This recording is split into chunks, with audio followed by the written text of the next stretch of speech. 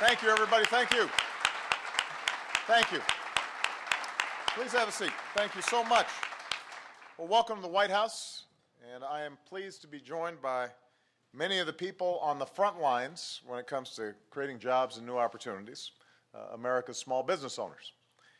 And I want to thank all of them for the hard work and the sacrifice of these entrepreneurs, as well as the workers and the families across the country that have helped us pull ourselves out of one of the worst recessions in our history. Now, what we're seeing is businesses having created more than 8 million new jobs since we hit bottom. Manufacturing is growing, led by a booming auto industry. Our investments have helped bring about new technologies, more affordable energy, and are slowing healthcare costs, all of which are making America even more attractive for investors. And we're starting to see a lot of the jobs that had left our shores in manufacturing, for example, starting to come back because we put ourselves in a much more competitive position. And so all the pieces are there to bring back even more new jobs to America this year. But it's not going to happen by itself. This has to be a year of action. We've got to keep our economy growing. We've got to make sure that our working families are sharing in growth and increasing success. We've got to make sure that we're creating more good jobs that pay good wages and provide families with some measure of security. We've got to make sure that the recovery doesn't leave anybody behind. And that's where our small businesses can help lead the way. Because small businesses are the lifeblood of our economy. They create most of the country's new jobs. They're cornerstones of our communities. And they're part of the pact that America makes. The idea that if you work hard, if you take responsibility, then you can build something new. You can make something of yourself. You can leave something behind for your children. And that's the dream that brought generations of hardworking immigrants to our shores. And that's the idea that drives small business owners to create new products and expand their businesses every single day. And that's one of the reasons why I made small business a priority from day one when I took this office. It's why we cut taxes for small business owners not once but twice. Not once or twice, but 18 times in my first term. Small business owners had a real tough time in the financial crisis. When lending froze, they were the ones who were getting hit the hardest. So my administration supported record amounts of lending to small businesses through the SBA, more than $130 billion to more than 225,000 small businesses during the course of 5 years. We made it easier for small businesses to compete for and win federal contracts by eliminating unnecessary paperwork and cutting red tape and accelerating payments to small business contractors through the Quick Pay program so that they can maintain the cash flow that they need to grow their businesses and create more jobs. And so in my first term, nearly $380 billion in federal contracts went to small business.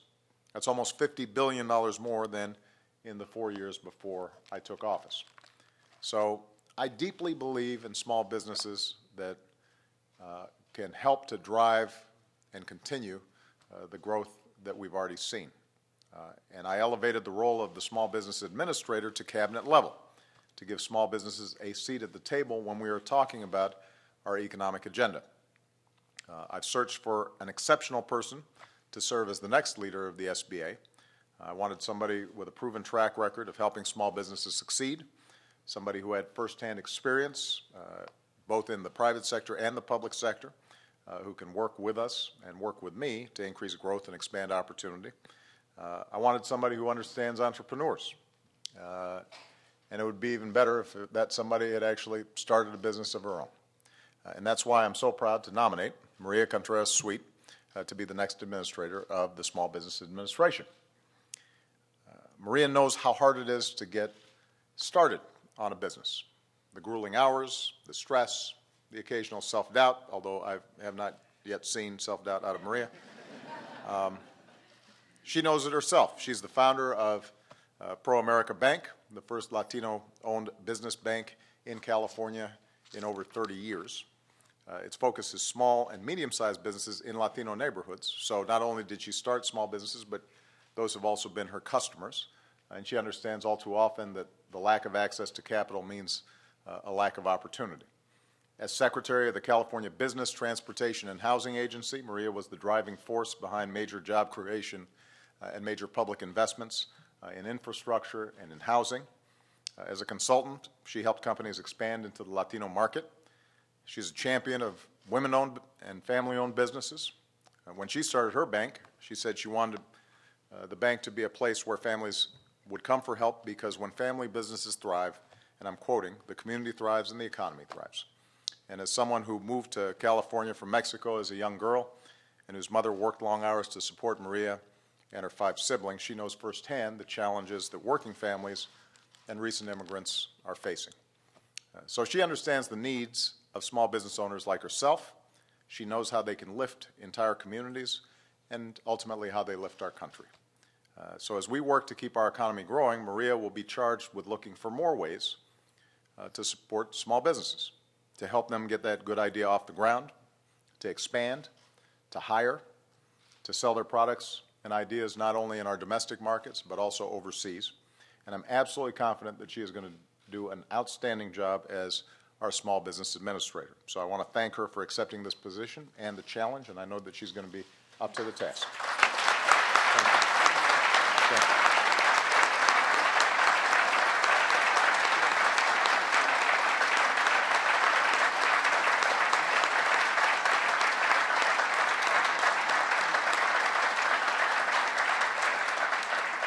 And I want to thank her husband, Ray, and her 3 outstanding children, because jobs like this turn out to be family affairs. And I know that Ray's very supportive and is going to be a great partner with her in this task. Now, Maria follows in the footsteps of 2 extraordinary leaders, Karen Mills, who served as administrator of the SBA in my first term, and Jean Hewlett, who has graciously agreed to serve as acting administrator after Karen stepped down last year. Together, they made it easier and faster for entrepreneurs to get loans, to win contracts, to hire more people, and the results are thriving small businesses across the country. Some of those entrepreneurs are here today. 20 years ago, Deb and Dan Carey wanted so bad to start their own brewing company that they sold their house to help pay for it. And with a little help from the SBA, they rented an old appliance factory, set up their equipment.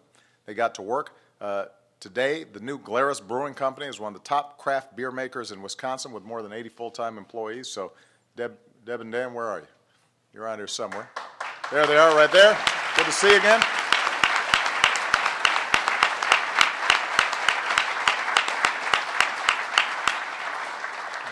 There's another success story here, the team behind Taylor Gourmet, a hoagie shop with locations all over D.C., including one just half a block from the White House. If you're wondering why I know about this, the staff are steady customers at Taylor Gourmet, and I have tasted those tasty sandwiches. When Casey Patton and Dave Mazza moved to D.C., they looked everywhere for hoagies, like the ones they'd grown up with in Philly. And when they couldn't find any, they thought, we should make them ourselves. And with the help of the SBA, they opened 8 shops in D.C., Maryland, and Virginia. And so not only are they providing great sandwiches, but they're also creating jobs here in the area. That's the power of small business. That's the charge of the SBA. That's the extraordinary work that Jean has done, and before her, Karen, to help advance the agenda of people who just have a dream and are willing to put in all the blood, sweat, and tears that they need to do in order to achieve that dream. And so when we think about our small businesses, just remember that's what keeps our communities and our country strong, and we should be doing everything in our power to help them succeed. If here in America you're willing to work hard and dream big, you should have your shot at success. Jean's understood that, and in fact she's going to be going back into the private sector and helping small businesses back in Maine. I told her she might have wanted to stay here until the winter's over, but she's eager to get back, and she's already stayed longer than she originally intended. And I know this is something that Maria understands. Maria, on the way in, told me a wonderful story about how her grandmother back in Mexico, who was a migrant worker, said to her that if she worked hard, studied, stayed in school, that someday she'd be able to work in an office as a secretary and really make her proud. And she ended up being the Secretary of Health and Human or Business Development and Transportation in California, and now she's going to be helping the folks who are following behind her achieve their dreams. That's what America is all about. So Maria is fulfilling the vision of her grandma in ways that maybe are not entirely expected. And I'm confident that she's going to put her heart and soul into making sure that all the other people who are out there striving and trying to achieve their dreams can succeed as well. That's what this administration is about, and I'm looking forward to working with her. So thank you very much. Give them a big round of applause.